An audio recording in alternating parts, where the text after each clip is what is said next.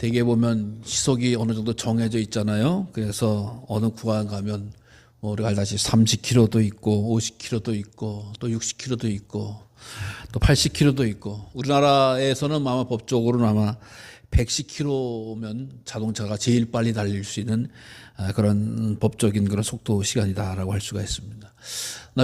자동차보다 더 빨리 달리는 비행기, 우리가 강화 하늘에서도 이렇게 날마다 이렇게 비행기를 고개 들면 보게 되는데, 그 비행기가 과연 얼마의 속도로 달리는가라고 하는 걸 좀 찾아봤어요.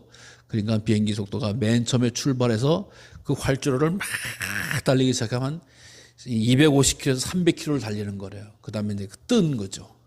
그래서 250km, 300km를 그 활주로에서 막 달리다가 슉 떠가지고 이제 계속 올라갑니다. 그 정도 올라가다가 어느 고도에 올라가면 그도부터는 한 800km 내외를 달리는 거예요. 800km. 그러니까 고속철도가 300km니까 그거 한 3배 정도 빨리 달리는 거예요. 그래서 비행기가 한 800km, 900km 정도로 이렇게 쭉 달리는데, 더 빨리 달리는 비행기, 즉 초음속 비행기라 그러죠. 소리보다도 더 빠른 거. 이건 한 1200km 정도로 달린다는 거예요. 어마어마하게 빠른 거예요.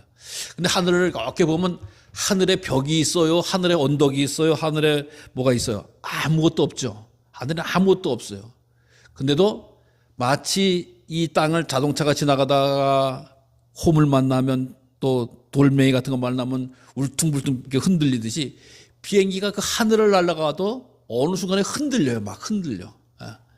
그러니까 보면 뭐 장애물이 있는 게 아니에요. 물론 장애물이 있다라고 있는 건 뭐냐, 난기류다라고 해요. 거기 이상한 그 기류가 있어서 비행기가 그걸 통과할 때 막 이렇게 흔들려, 꼬리처럼 막 이렇게 흔들려서 막 이렇게 흔들리는 걸 느끼게 됩니다. 그래서 참 그때 이렇게 두려운 마음이 살짝 들죠. 염려스러운 마음. 또 비행기 막 하다가 또 툭툭 떨어질 때도 있고요. 그래서 그걸 참 공포스러워 하시는 분들은 그것을 느끼게 됩니다. 자, 반면에 이 배를 이 바다에서 타고 다니잖아요. 배는 속도를 빨리 낼 수가 없는 거죠. 물 위에서 떠다가 되니까. 근데 배는 무서운 게 파도잖아요.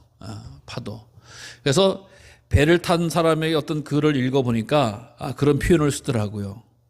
배를 타고 어디를 먼 게 대서양인가요? 뭐 태평양을 지나는데 3일 동안은 좌우로 흔들린다는 거예요. 좌우로. 3일 동안. 밥을 먹든지 뭐 화장실을 가든지 뭐 앉아있든지 간에 좌우로 흔들려서. 여러분 좌우로 계속 한 3일 동안 흔들어 보세요. 어떻게 됐는지. 저도 안 흔들려 봤지만. 그 다음에 또 3일 동안 앞뒤로 흔들린다는 거예요. 앞뒤로. 아무리 크면 3일. 그러니까 자도 흔들리고 밥 먹어도 흔들리고 뭐 앉아도 흔들리고 책을 봐도 흔들리고 화장실에 앉아도 흔들리고. 그러니까 사람이 이 웬만한 사람만큼 다 배멀미를 하게 되는 거예요. 그러니까 3일 그럼 6일 동안은 6일 지나면 괜찮냐? 아니라는 거죠. 3일 동안 좌우로 흔들리고 3일 동안 앞뒤로 흔들리고 그 다음부터는 어떻게 흔들리는지 기억도 안 난다는 거예요. 계속 정신없이 막 흔들린다는 거예요. 우리가 보면 큰 컨테이너를 싣고 수백 개의 컨테이너를 싣고 그 태평양을 건너다니는 배도 보니까 이게 그 배가 크다고 안전한 게 아니라고. 그 파도를 만나면 그 컨테이너가 막 쓸려 내려갈 때도 있고 그 파도가 쳐서 그 산채만한 컨테이너를 덮는 그런 거예요. 참 이 자연의 위력이라고 하는 것은 얼마나 험하고 얼마나 대단한지 알 수가 없잖아요. 우리는 잘 있다 보면 자동차 정도로 타고 다니고 혹은 뭐 오토바이나 자전거를 정도 타고 다니고 기차를 타고 다니면서도 그 속도가 해서 사고가 나면 큰 위험이 있는데, 이렇게 큰 세상에 하늘이든 바다건 큰 일이 나타나면 참 우리 인간은 미약한 존재일 수밖에 없다라고 하는 것을 알게 됩니다. 자, 오늘은 그 하나님께서 우리에게 주신 귀한 말씀 가운데서 예수님께서 이 자연을 향해서 명령하시고 자연을 다스리는 그런 모습을 우리에게 보여줍니다. 근데 그것이 어느 때냐? 바로 날이 저물어서 제자들에게 우리가 저기로 건너가자, 저편으로 가자라고 하는 예수님의 말씀에 의해서 이 본문이 등장을 합니다. 이것은 뭐냐? 예수님이 좀 활동하고 활약하고 치유했던 그 모습 속에서 다른 곳으로, 좀 피해되거나 쉬어야 될 곳으로 다른 곳에 복음을 전하러 가는데, 바로 거라사 지역, 이방 땅으로 가자라고 하는 거예요. 이미 이 예수님이 사역하고 활동하신 데서 복음을 전하고 기적과 능력을 이사를 행하고 해서 많은 사람들이 예수님을 따르는 거예요. 그러니까 예수님께서는 이 세상의 구원을 위해서 오셨지 이 세상의 인기를 위해 오신 분이 아니란 말이에요. 그러니까 성경을 보면 예수님께서 37가지의 기사를 이적을 행하셨다라고 말하는 거거든요. 그래서 제일 많이 고치신 거는 그냥 병 고치는 것. 눈먼 자들, 혈루병 고친 자들, 뼈 고친 일들을 나타내는 거죠.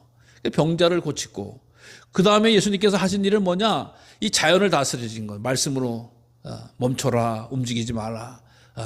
무화과 나무에 저주를 내리면 저주를 받는 이런 더 자연을 다스리는 일도 있고, 또 예수님께서는 세 차례를 통해서 죽은 자도 살리시는, 그래서 죽은 자의 나사로와 일어나라, 달리라, 금 소녀야 내가 내게 명하노니 나와라 라고 하는 그런 말씀처럼 주님께서 이 강력한 능력을 강하시고 모든 일에 구원의 능력을 행하셨습니다. 그래서 그 일을 행하실 때마다 많은 사람이 주님을 따랐죠. 많은 사람이 주님을 따랐대요.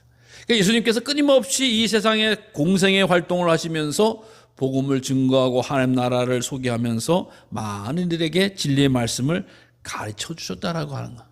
근데 주님께서는 말씀하시는 유대인뿐만 아니라 이제 거라사 땅에 있는 이방 땅에 있는 백성들도 구원해 주시러 가자라고 해서 배를 타고 건너가는 또 야심한 시간, 밤이었다라고 하는 거야. 그래서 예수님을 떠나 배를 가지고 가는데 이 큰 광풍이 일어났다. 큰 광풍. 사실 우리가 이 큰 광풍을 만나는 일은 쉽지 않습니다. 왜냐하면 이 땅에서 이렇게 생활하다 보면 광풍이 어느 정도 되는지 알 수가 없죠. 우리 오 권사님도 경험을 해보신지, 또 특히 배를 가지고 나가신 분은 이 바다에서 광풍, 바람이 제일 무섭다라고 하는 걸 알거예요. 그래서 그 배를 가지고 바다에 나가시면 항상 체크하는 게 일기예보죠. 그래서 오늘 바람이 어떻게 불지, 앞바다, 먼바다는 어떻게 불지 이걸 다 조사를 해가지고 나가는 건데, 큰 광풍이다. 우리 식으로 이야기하면 태풍이 불었다라고 하는 표현을 써요. 그 바다에서 날 수 있는 최고의 태풍.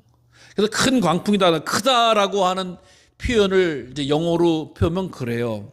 영어로 표현을 하면 우리가 크다라고 하는 빅이라고 하는 말을 쓰거든요. 스몰 사이즈, 빅 사이즈, 크다라는 빅이라고 하는 말을 쓰고, 그보다 더 컸을 때 그레이트라고 하는, 더 크다, 그레이트라고 하는 표현을 쓰고, 그보다 더 큰 표현을 쓸 때 이 어떤 표현을 쓰냐면은 이 메가톤이라고 하는 표현을 쓰거든요.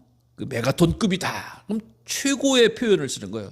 제일 큰 광풍이다. 근데 오늘 이 히라보의 말씀 메갈레라고 하는, 그 메가톤의 그 근원이 되는 메갈레라고 하는 광풍이라고 하는 표현인 거예요. 그러니까 그 바다에서 일어날 수 있는 최고의 큰 풍랑이 일어났다라고 하는 상황이면 알 거예요. 그래서 우리가 최고의 큰 풍랑이 일어났는데 어떻게 돼? 그러다 보니까 물결이 배를 덮치기도 하고 또 배가 가득하게 되었다. 물이 덮치는 것 보통 일이 아니라고 하는 것이죠. 이런 상황인데 참 묘한 장면이 나옵니다. 예수님께서는 고물에서 베개를 베고 주무시고 계셨다라는 거예요. 즉 배의 뒤편에서, 오늘 사파 앞에 그림을 보면 앞편에 계신 걸로 나오는데 배 뒤편에서 그냥 편안하게, 그냥 흔들리는 것처럼. 지금 위의 상황은 최고 큰 풍랑을 만나서 우리 배가 파손되든지 우리가 죽게 된 상황이다라고 하는. 근데 제자들이 느닷없이 예수님을 깨웁니다. 선생님, 우리가 죽게 된 것을 왜 돌보지 않습니까? 우리 좀 살려주세요 라고 예수님 앞에 다가가는 겁니다. 그러니까 예수님께서 자고 있는데 귀찮아 이렇게 얘기 아니하시고 딱 일어나시더니 바람을 향해서 꾸짖으신 거예요. 바다더러 잠잠하라, 고요하라. 바람을 꾸짖고 바람을 꾸짖고 명령하시니까 아주 바람이 잔잔해지고 파도고 잔잔해지는 놀라운 현상이 나타나는 겁니다. 그러면서 예수님께서 뭐라고 말씀하십니까? 어찌해서 이렇게 무서워하느냐? 너희가 어찌 믿음이 없느냐라고 하는 거예요. 그래서 놀랍고 예수님 향해서 놀라운 마음을 다시 불이켜서, 아니 도대체 주님이 누구시길래 바람과 바다도 순종하느냐, 그의 말씀에 순종하느냐, 놀라운 장면을 체험하는 이런 내용이 오늘 본문의 말씀입니다. 참 우리가 보면은 아주 참 기이한 현상이기도 하고, 마치 당시에 있었던 많은 제자들도 그 놀라운 현상을 체험했다라고 하는 것을 보게 됩니다. 이것이 자연적인 현상으로만 보여지고 배에 있었던 그 사건이기도 합니다만은, 이 사건을 우리 삶 속으로 가지고 온다고 하면은 어떤 일이 벌어집니까? 우리 믿음의 성도는 그 중심에 항상 주님을 모시며 나가야 된다라고 하는 거예요. 우리 인생의 길을 가는 동안 우리 인생의 배를 띄우고 나아갈 때에 항상 중요한 것은 누구와 함께 하느냐가 상당히 중요하다라고 하는 것을 다시금 기억해 주게 된다라고 하는 겁니다. 어떤 분은 이 인생의 배에 아무도 안 태운 자기가 스스로 주인 되어져서 나가는 인본주의자들도 있을 수 있고, 또 어떤 사람은 이방과 우상을 섬기는 그런 사람으로서 그 사람에게 자기 인생의 배를 내려놓는 사람도 있습니다. 그러나 우리 믿음의 자녀들은 예수님을 중심에 모시고 우리 인생의 배를 띄운 사람이다 라고 한 사실을 반드시 기억하시기를 바랍니다. 그저 빈자리를 내어드린 것이 아니라 배 중심에 우리 주님을 모신 것이 얼마나 감사하고 귀한 일인지 알 수가 없습니다. 근데 그 배에 있을 때 우리 주님께서 먼저 가자라고 하는 말씀을 통해서 보면 주님께서는 끊임없이 그곳에 가려고 하는 목적이 있으셨는데 그것은 다른 것이 아니라 내가 하나님의 일을, 주의 복음을 증거하는 일을 감당하고자 하다라고 하는 것이, 제자들을 불러온 것은 심심해서 외로워서가 아닙니다. 사람을 낳는 어부가 되게 하리라라고 하는 목적을 가지고 제자를 부르셨고, 그들과 함께 배를 타고 저편으로 가자라고 하는 것은 이방 땅에 믿지 않는 곳에도 주님의 복음을 전하기 위해서 가자라고 하는 주님의 사역 가운데 하나였던 것이다라고 하는 거예요. 그러니까 주님께서 이 세상 공생하에 주신 그 삶의 시간을 부지런히 분초를 다투어가면서 지역을 다니면서 복음을 증거하신 그런 삶이었다라고 하는 것입니다. 그런데 그 가운데서도 큰 광풍을 만났다는, 주님이 같이 가면 광풍을 만나지 말아야 되는 거 아닙니까? 라고 생각해요. 아니, 주님 미리 뭐 좀 하지 말아야 되는 거 아닙니까? 라고 이야기할 수도 있습니다. 그러나 주님이 함께 하시더라도 그곳에서는 광풍이 일어나는구나, 인생의 최고의 위험과 어려움도 만나게 되는구나 라고 하는 것을 우리에게 보여주고 있는 거예요. 우리가 주님을 따른다고 해서 인생의 모든 문제가 피해가는 것이 아닙니다. 그 인생의 문제를 해결해 나가고 이겨나가고 승리케 하시고자 하시는 하나님의 거룩한 뜻이 있음을 기억하시기를 바랍니다. 큰 광풍이 주님이 탄데도 일어난 거예요. 얼마나 큰 광풍이, 최고 큰 광풍이에요. 세상의 힘으로 감당할 수 없는 큰 광풍이라고 하는 겁니다. 그래서 배가 파손될 때에 들었던 마음, 상황, 그때 상황 어떤 일이 벌어졌냐? 주님은 주무시고 계셨다. 주무시고 계셨다. 베개를 베고 주무시고 계셨다. 참 잠다라고 하는 것은 평안하다라고 이야기할 수가 있죠. 근데 왜 주님께서 베개를 베고 주무시고 계셨나라고 생각할 때 가장 기본적인 설명은 주님이 낮에 너무 열심히 사역을 해서 피곤하셔서 주무셨다. 그러니까 업고 가서 몰 정도로 떨어지신 것이다 라고 해석을 하는 사람도 있습니다. 물론 그럴 수도 있어요. 근데 똑같이 제자들도 같은 사역을 하는데 똑같이 제자들도 정신없이 쓰러져 자야 될 텐데 제자들은 깨어난 거예요. 근데 주님만 그렇게 주무시고 계신다라고 하는 것은 똑같은 일이 되어지지 않습니다. 그럼 어떤 해석이 가능하냐? 주님께서는 삶 가운데 내적인 평안을 누리고 계시는 분이시다. 여러분, 믿음의 성도가 믿음을 갖게 된다라고 하면은 어떤 일이 벌어지느냐? 심령의 평안을 누리게 돼요. 두려움과 염려와 근심을 물리쳐 버리는 일이 생깁니다. 내 마음속에 진정한 평안을 맛보지 않으면, 주님이 주시는 평안을 맛보지 않으면 세상이 주는 평안으로는 항상 불안하고 염려하고 근심하고 걱정하는 것이 사람의 마음입니다.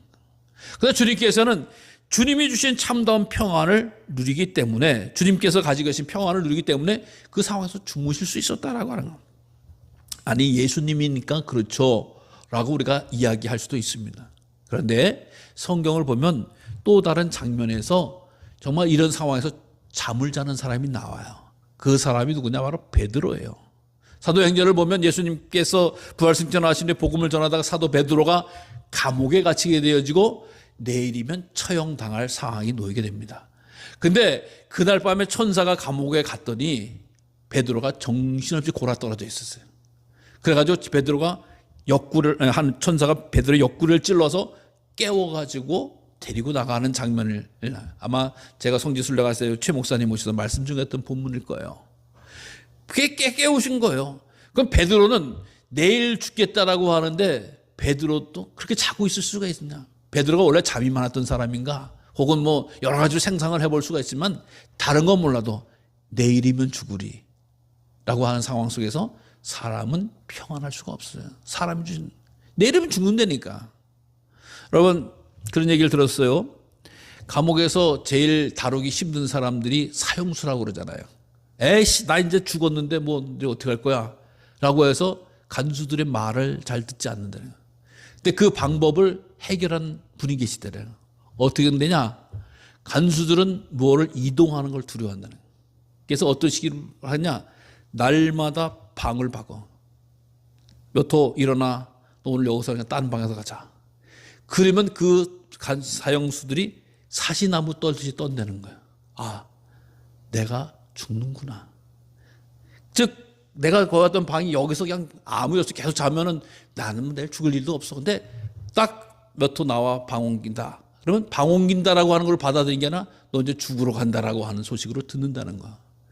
그러면 사람의 마음이 그냥 쪼그라들고 아무 그 전까지는 혈기를 가지고 간수를 대하기도 하고 두텁게면 어떻게 보면 불만하기도 불평한데 그냥 꼬리를 내리고 설설설 긴다라고. 그래서 그 사형수들을 컨트롤했다라고 하는 그런 이야기가 있어요.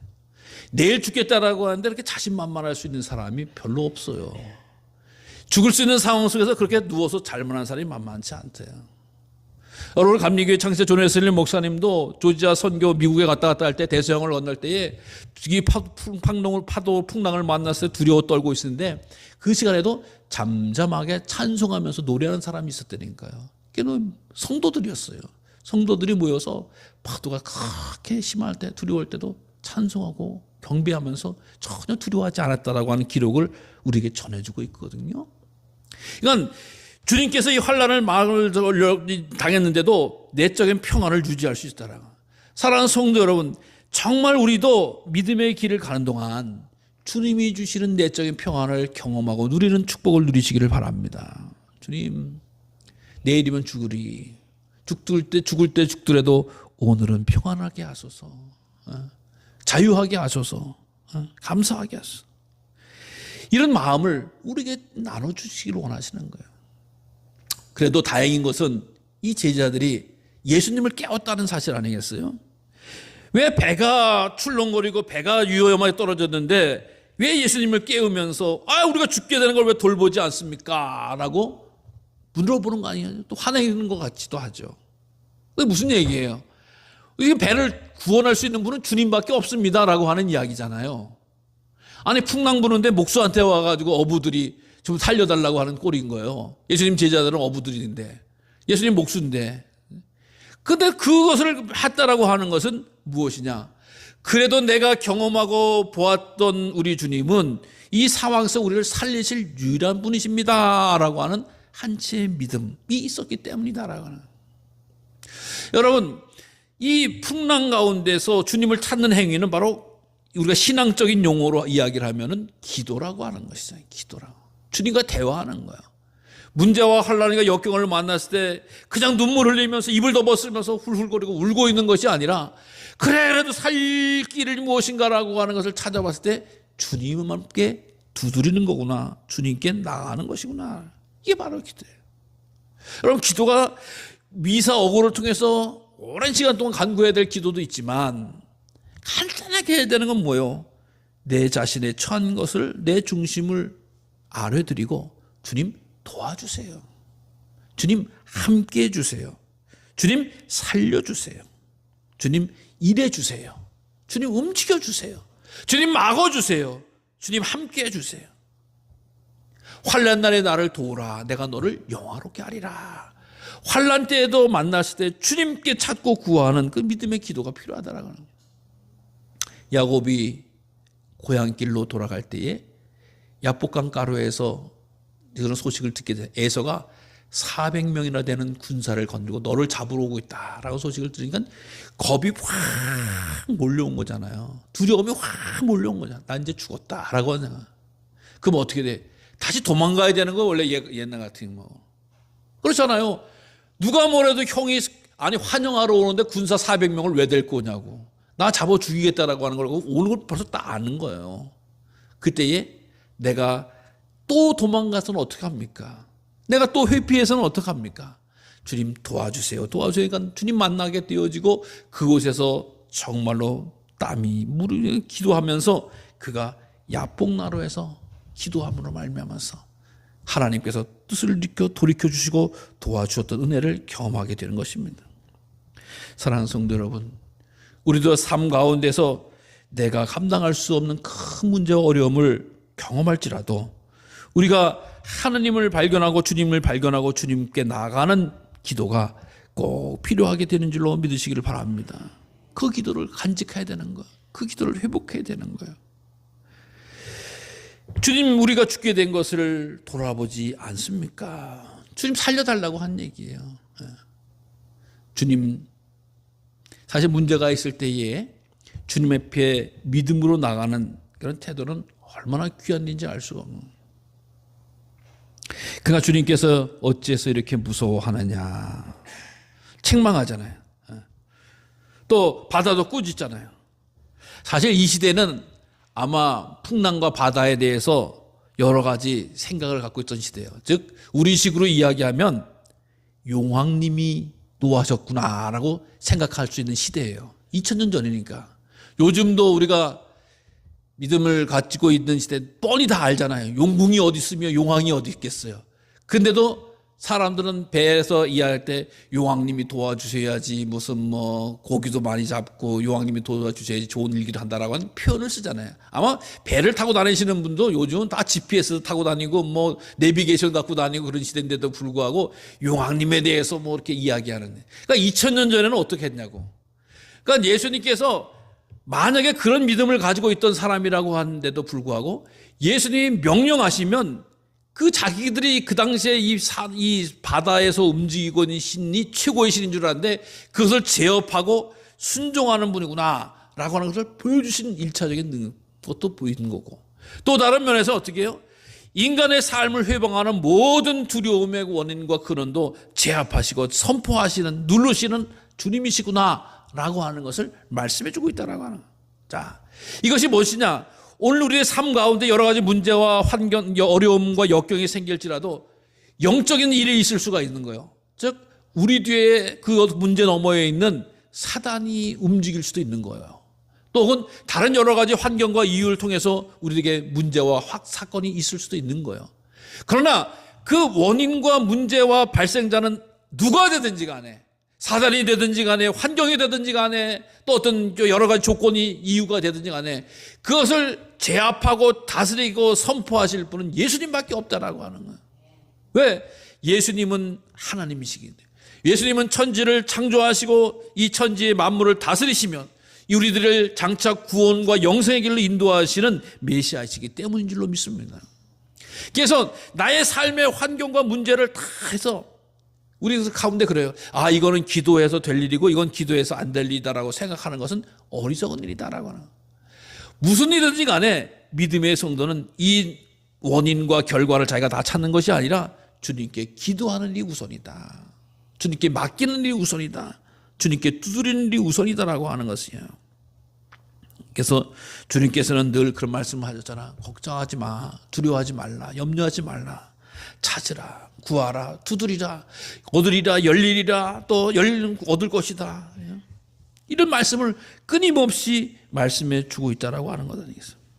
그러면서 제자들에게 혼쭐을 냅니다. 어째서 무서워하느냐? 어째 이렇게 믿음이 없냐라고 하는 말씀을 하시는 거예요. 여러분, 예수님이 인내하시고 자비로우신 주님이셔요. 근데 제자들에게 호되게 혼을 내시는 거예요.